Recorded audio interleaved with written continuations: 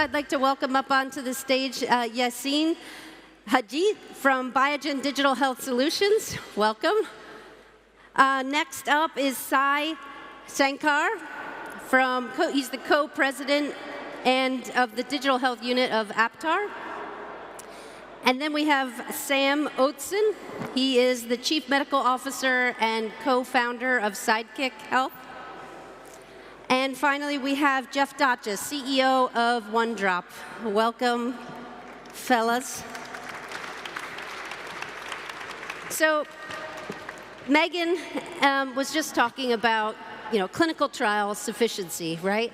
So once you prove that your product works, then what's next? We got to get it out into the market. So before we dive in, maybe we can start with you, Sai, and you can tell us what's going on with Aptar. I know you just had a big announcement about Chiesi. Last year on the stage, you had another big announcement about the acquisition of Voluntis. So maybe you can tell us what's happening behind the scenes. It's becoming a habit for us now, for Frontiers. So Aptar Digital Health has been around for 5 years. It's part of the larger Aptar group. And through organic growth and acquisitions, now we are a sizable player in the digital health space. Recently, we announced our own disease management platform. And of course, this week, we announced our partnership with Chiesi for the deployment of the disease management platform for asthma and COPD. So a lot of other things are coming down the pipe for us, but really the focus is on digital therapeutics and disease management approaches to help patient population with chronic diseases across 7 different therapeutic areas. Great. And Yassine, what's happening at Biogen Digital Health these days? What are you guys up to? First, we are celebrating our first-year anniversary. Yeah, so congratulations. Thank you. It was about, thank you. Over a year ago, so Biogen decided to launch a fully dedicated digital health innovation organization, which is Biogen Digital Health. It's about 150 people and talents across 3 hubs, Boston, Paris, and Zurich. As I said, fully dedicated for digital innovation, where we try to mirror what Biogen is in the biotech space and in neuroscience. We want to be pioneers in the neurotechnology space. So to achieve that, we have one ambition, which is make digital medicine and digital health a reality, and 4 key pillars and focuses from enabling our R&D, equipping clinicians, obviously empowering patients, and finally going for adjacencies and digital therapeutics. So that's the plan. Okay, great. And Sam, maybe you could tell us a little bit about what's going on with Sidekick. I know you guys just had a funding round in May. How are you guys spending that money? Thank you so much. At Sidekick, we are transforming disease management, and you could say we're doing it from within, as Sidekick is founded by medical doctors and healthcare executives. You're correct. We have raised, we did raise a funding round this year. So in total, we have pulled in $85 million over the past 2 years. We have partnerships, very strong partnerships with the likes of Pfizer, Eli Lilly, AstraZeneca, and we're actually also working with payers, like providing chronic disease management for Anthem in the US. So a lot of things are happening at Sidekick, to say the least. Yeah, and we'll dig into that further in a minute. But Jeff, let's bring you into the conversation. So what's new at OneDrop? I know you guys have kind of a unique DTC model, and you've also been partnering with Bayer. What's happening these days at OneDrop? Well, first off, I want to congratulate Roberto and the team for bringing everybody back to health. Back to Frontiers. This is an amazing time to be together, and it's great to see everybody.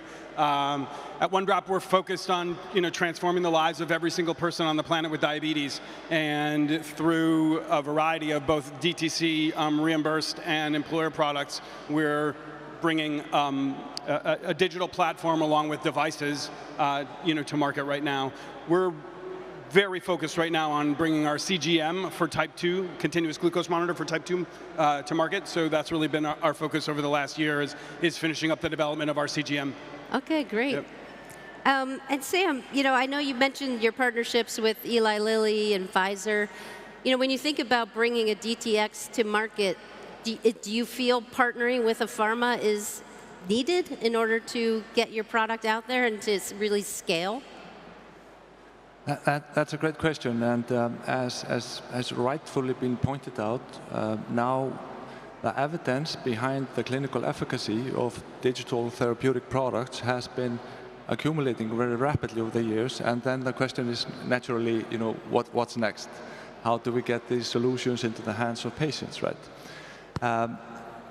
There are multiple ways to do that. Direct-to-consumer is one.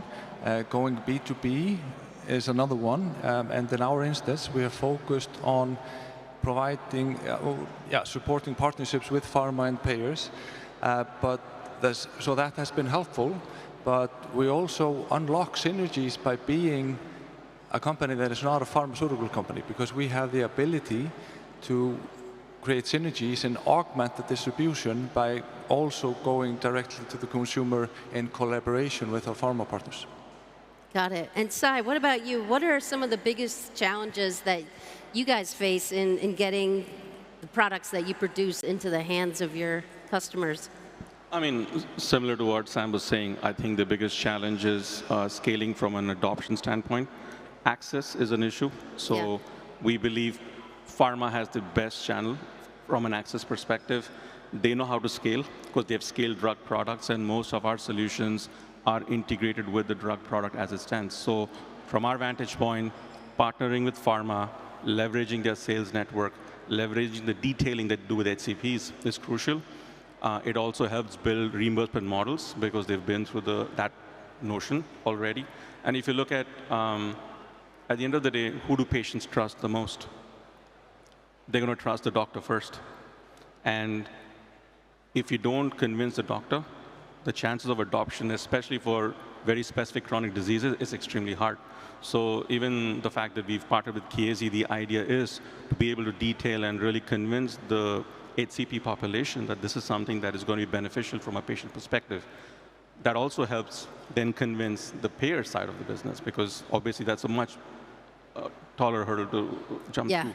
So I think we believe that there's no one singular model that can help you scale, but you cannot, at least for certain therapeutic areas, and when you're providing solutions in conjunction with the drug, that you can offset the participation of pharma or a medtech company. One last comment is that there are companies now who are focusing on distribution, and they're supporting pharma in distribution and market access as well as scale up. So we also see that as a separate channel that we can partner with. Yeah, and what about DTC? Because I know obviously in the US, we can promote drugs directly to patients. Is the same thing happening on the DTX side? Do you see that as a worthy channel? I think it's a real channel. It's not fully developed yet, but there are tons of e-pharmacies who are now starting to partner with DTX companies and provide that as a secondary channel. I think the drug channel is being looked at very closely off late in the US. Some companies have been very successful, but there are others who are coming under scrutiny. So there's a mixed match, I would, on that particular one. But it will become a valid channel, I would say, in the coming years. Yeah, I know leveraging the sales force that pharma has in place is obviously a good way to get in front of doctors. What about educating doctors? Is Biogen doing anything in the way of helping educate doctors about what this whole new class of therapies? Absolutely, and I think it's related to some of the previous answers where I think the life science industry has this channel, has this access, either to prescribers, obviously doctors, or a patient, and that's what we're trying to bring also to the table as a value add in our partnerships around digital therapeutics. So in the 4 focuses and pillars that I mentioned earlier, when we say Biogen Digital Health wants to focus on how to equip clinicians, one of them is education. So we have, for example, in neuroscience a website called Neurodiem, which is the first website worldwide in terms of neuroscience with more than 25,000 healthcare professionals and neurologists. And we have a dedicated digital health section there because we believe that we can play a role on getting the doctors to understand, get educated, and then adopt some of our solutions. So that's one example. Right, I mean, and Sam, yeah. No, thank you so much. Educating doctors is absolutely possible, but you have to do it right. In my instance, before going fully digital, I worked as an internist and a cardiologist at a very large university hospital and was tasked with evaluating innovation on behalf of the hospital. So if I were to summarize, the appetite within the medical community for using digital support tools and DTX is growing rapidly. But what some companies are not mindful of is that you have to adapt to the workflows. You have to bring the data. You have to show them that it will not turn their everyday upside down. Nobody wants more bureaucracy in their clinic. So prescription digital therapeutics is a very promising field, to say the least. Yeah. And what do you think is the biggest challenge in getting DTX to patients? Is it that? Is it educating the physicians, or what are the bigger challenges that you guys face? There are multiple channels that you can use to get your solution into the hands of patients, direct to consumer, leveraging patient organizations, going through healthcare providers, and so forth and so forth. But if we specifically think about the healthcare providers, again, this common phrase, in God we trust, all others must bring data, that is very highly valued at many healthcare provider institutions. And then to adapt to the workflows. Show them the value, adapt to the workflows, and then you have a case to build on. Yeah, Jeff. I just think there are huge structural impediments in the way healthcare gets delivered today, in the way pharma and devices get delivered today, and then the way that they're paid for, reimbursed, and distributed to bringing digital therapeutics to market. Prescription digital therapeutics in particular.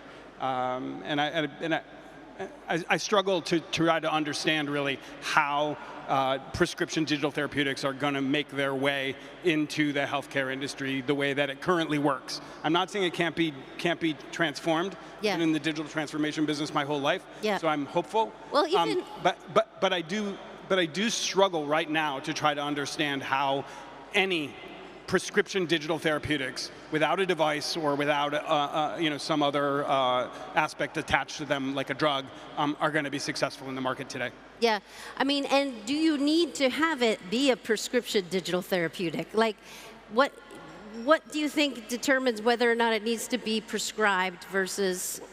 Well, so as digital developers or as people who develop software, we think, hey, this is going to be great for people and we're going to be able to change their lives with it. And so how are we going to get paid for it? And so inevitably we try to jam it into the system that has drugs getting paid for or devices getting paid for or services getting paid for a certain way. And I just don't believe that digital products should be distributed and paid for the same way that other healthcare products do in the industry today. I don't believe that it is possible today to jam a digital product into the way healthcare gets paid for today. Yeah, well, and one of the things we've been thinking about at Healthware is, is DTX a product or is it a service? And those two things are very different, and how you market them is very different, right? I mean, it's not a take this pill and it's a thing, it's an actual, process. So, Shai, what do you think about that? I mean, DTX could be a feature. And often features are touted as products and platforms, which is a misnomer. Effectively, it's just a feature. And as long as companies realize that and don't try and scale a feature, I think you're going to have better success. Mm-hmm. I do agree, Jeff, with your very strong notion that it should be a different channel. But in a revolutionary environment, I would say, yeah, that's what we should be in an idealistic world. But what we've come to realize, even post-COVID, that we're still in an evolutionary state, right? We know that it's a lot harder to change the system. So while we continue evolving the system, we'll have to create these new channels, in my opinion, to get there. As far as DTX, from a feature or a platform standpoint, what's most important, and that's a missing piece among all of this, is patient health literacy. Is you cannot create value without educating the patient. My dad is 84. And he's extremely tech savvy for his age. And he's got tons of health issues, but he's monitoring himself, checking his daily adherence schedule, and using so many features that I was surprised that he was downloading on his own, because he took the time to educate himself or learning from what I was doing. But that's not necessarily happening with everybody, and not everybody's going to be tech savvy. So along with everything we do, if you really want to go in, you'll have to have a real campaign around patient health literacy. Yeah. Which I think is really lacking today. Yeah. Great products, Silicon Valley style pitches, but it's to an audience like this with very little patient involvement. And I think that's one of the biggest missing pieces, in my opinion. Yeah, I know Sam wants to jump in. No, just a quick comment as I heartily agree. There are so many companies out there, typically a team of engineers building solutions that are only useful for other engineers. So not many companies are truly taking into account like low health literacy, low health numeracy, and the necessity of engaging and empowering the patient, and that's doable using gamification and other things. I'd like to continue also on Jeff's comment here on the future of prescribed digital therapeutics. Of course, our industry is, in a sense, in its infancy, right? If you compare it to traditional medicine. And the healthcare system has not changed that much since the days of Florence Nightingale in 1800 something. But there was a recent survey among US physicians, whether they feel comfortable prescribing a digital intervention, and 12% said yes. And then they were asked, how many of you would like to prescribe it in the near future? And more than 50% said yes. So the changes are coming, and they're coming from within. And now it's up to us, the industry, to package it right, because, again, as I started out with, the clinical efficacy is undisputed in terms of the effects of DTX. And then the digital formularies from the payers are getting up to speed. So I'm more optimistic than Jeff. Yeah, yes. yeah. I mean, getting back to the engagement piece, and working with patients, DTX is really, well, with a drug, you have a mechanism of action. It's like, how does the molecule work in the body? With a DTX or even a digital health, PDT, whatever you want to call it, it's really about a mechanism of engagement. Like, we all know behavior change is hard, so how are you engaging with the patient? It has to be built into the product itself, right? I mean, Jeff, I know you guys think about this a lot with because you started out building something for patients before you even thought about partnering with a pharma or, interacting with employers. Yeah, the user experience that somebody has and the way that they engage with their product is always going to be the key to partner of value. There's really no way to get around not getting a user to engage with your product and have it be successful. So you think about the word compliance in getting people to do a thing that they are supposed to do that they don't really want to do. And in digital products, obviously, you hope to get people to do a thing because they want to do it. And it has some benefit to them downstream. So engagement is crucial to everything. And more appropriately, even in all of the digital work that we're doing here to try to help people with their health. Right, right. Yep. So Yassine, thinking about Biogen, the digital health team, I know it's kind of a separate unit within Biogen. How are you partnering or not partnering with the Biogen, the drug side of the business? How does that work So certainly partnering. So we are an independent innovation unit, but we stay, of course, anchored in the core of Biogen. So the field, obviously, is the same. So we are dedicated to neuroscience. We define our needs and our strategy from outside in to inside out. So obviously, we go to clinicians, to patients, and we gather the needs to develop our solutions. So we also make sure that we impact the core and we have an internal alignment. We don't specifically focus on having digital solutions that are branded or linked to a drug. We usually look above the brand as either as a service or a digital medicine or digital therapeutics, but we try to bridge the two words. We are a bridge between Biogen biotech to the external ecosystem of innovation and users, both clinicians and patients. So that's how we position ourselves. Right, and you guys, Aptar is partnering with other pharma. You are a pharma and you're partnering with other pharma. Well, we are a med device company on drug delivery side. So pharma is a natural partner for us for our traditional business anyways. So it makes perfect sense for us to extend that to our digital health offering. Right. We do intend to also reach out, or we are working with payers and providers today, and that's going to continue to grow as we continue our disease management growth. But we still see pharma and medtech as a core part of our partnership and go-to-market strategy. I don't think we're going to see massive change of guard in the short term. So I definitely see that as a natural partner for us. Yeah, and what do you guys think as far as the biggest differences and challenges between the US versus EU? Because I think a lot of you guys are distributing in both places, right? Like, are there different challenges or are they the same? Sam, maybe you could start.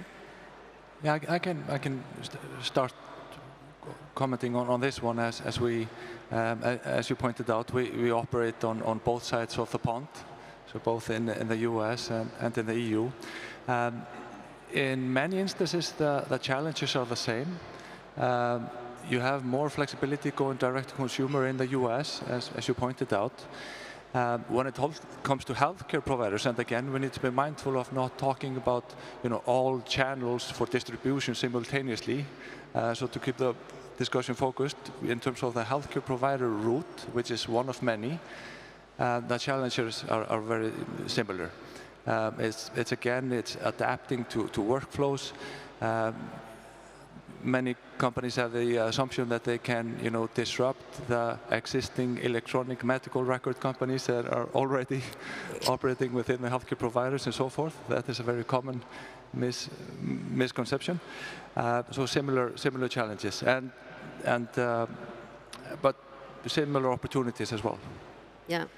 It feels like Europe is a little further ahead in terms of the regulatory frameworks. If you look at DIGA or you look at some of the sort of country-specific formularies, it seems like Europe is a little further ahead in terms of accepting digital therapeutics as a thing. Yeah. But I'm not sure commercially that really matters to anybody. I still think companies are struggling to distribute their products both in Europe and in the US, regardless of the acceptance of those formularies. Yeah, and what's the difference in like selling into employers? Because that's a kind of a different thing that we deal with in the U.S. that you don't really have here in Europe as much. What's the difference, between selling to employers versus partnering with a pharma and using that route as a distribution? Is it a different kind of sales force? Like, what are the challenges by having to deal with both? Yes, completely. In a prescription digital therapeutics environment, you really need the doctor on board, and the doctor has to prescribe the product. And in the end, that's the distribution mechanism, and you're getting paid, through the formularies. In the employer market, you're selling in directly to employers who want to offer that benefit to their employees, regardless of whether the doctor is sort of involved or not. And so the employer benefit model, is a little more flexible, I'd say, in entering the market. Because once you sell into an employer, it's not done, right? Because now you have to get the employees, right? And how much access do you get to engage when, I don't know, Sam, if you guys have rolled out to employers in the US, like how much latitude do they give you to try to get the employees to get on your product? That's a good question, and again, this is one of the main differences between the US and Europe, this willingness of employers to actually step in and help their employees out, and that has its roots in a completely different setup when it comes to the healthcare system. There's no single answer to your question. It varies a lot, but usually we're all in the same boat with the same end goal, and that is, getting these solutions into the hands of as many people as possible to get as most health benefits as possible. So a broad answer for that one. Right. And what do you guys think about, we obviously are hitting an economic downturn right now. I mean, do you feel like there's any impact on, the funding that you're getting for running the Biogen Digital Health Unit, for example? No, I mean, for a company or a life science company, I mean, the overall change in the ecosystem from a funding perspective, I think we're a little bit protected and far from it. Okay. Obviously, there are connections here and there. And I think in the intro, it was shared, it's also an opportunity where probably the market is resizing itself, reshaping itself, consolidating itself, and where a life science industry can then play a different role and be more impactful and have more opportunities, to be honest. So. Yeah. The impact is not what we expect on the life science industry, I would say. Yeah, and same with you guys. I mean, for us, we are a public traded company, so the mothership is helping us a bit more from a runway perspective. Yeah. So Take more I think risks. it's okay. Yeah. What about you, Sam? I mean, I know you guys just had a couple of funding rounds. Are you still plowing ahead? No, you don't have to. I've heard of other startups that are having to pull back a little bit on hiring, maybe even laying off. We hear a lot about that. That's not impacting Sidekick at this point? I'd say it's not impacting us to any degree. Of course, we monitor the markets. We reached what I call a critical mass of full-time employees. So we're 200 people now in Europe and the US. And that is the critical mass that you actually need, in my opinion, to punch a hole through the wall, so to speak, in your partnerships and your projects. So yeah. Okay. And so, Jeff, if you had a magic wand, what would you? There it is.